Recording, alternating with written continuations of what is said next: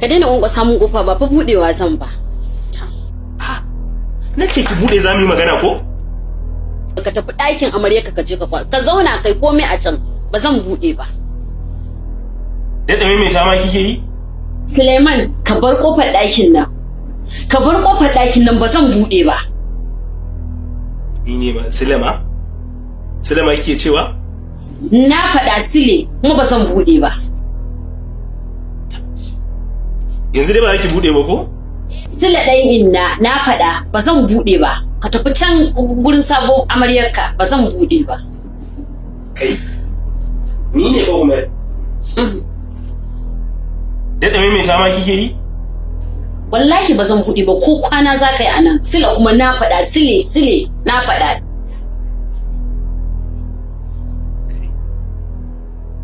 To kar ki buɗe. Kar ki buɗe shekarar 1000 kar ki buɗe.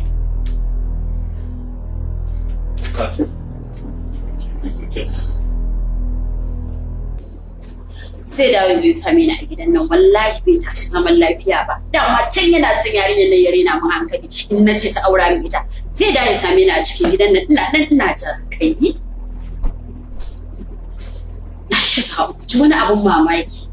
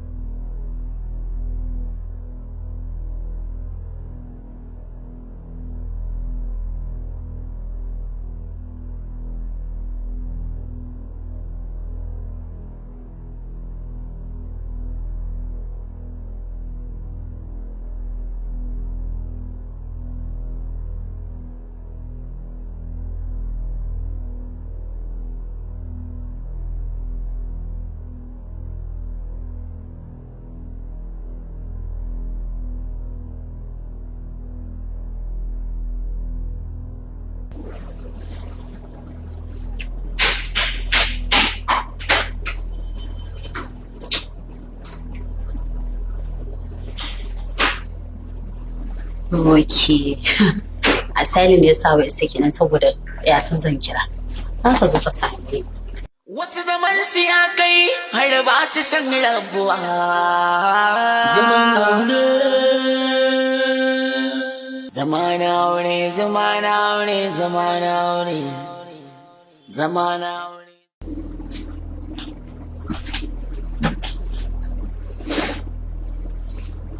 Tabbija.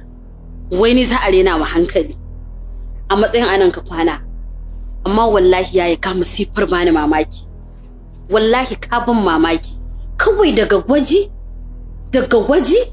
dama can kana son auren nan kake cewa baka so kawai dama kana faɗa ne saboda kawai karin ji ba daɗi a cikin raina amma wallahi kana so me ya faru magana inda ka je ka kwana ka da min yanzu da safi a matsayin anan ka kwana amma da hankalin ki ba lafiya ta kalau